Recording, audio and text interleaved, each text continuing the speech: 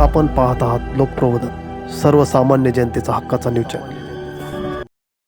सटाणा शहरातील मुख्य रस्त्याच्या दुरावस्थेविरोधात शिवतीर्थ 4 फाटा येथे नागरिकांचे उपोषण सुरू।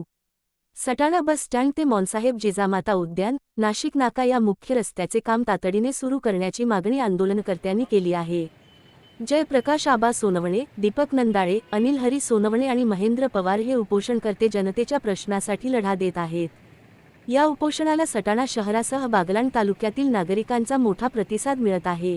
मुख्य रस्त्याचे काम सुरू होईपर्यंत उपोषण मागे घेतले जाणार नाही, असा इशारा आंदोलनकर्त्यांनी दिला। सामाजिक कार्यकर्ते आबा पहिलवान नंदाळे यांनीही आंदोलनाला जाहीर पाठिंबा दिला। प्रशासनाने तातडीने दखल घेऊन रस्त्याचे काम सुरू करावे, अशी जनतेकडून मागणी होत आहे। लोकप्रबोधन मराठी न्यूज नेटवर्क महाराष्ट्र, उपसंपादक वामन शिंदे, बागलाण।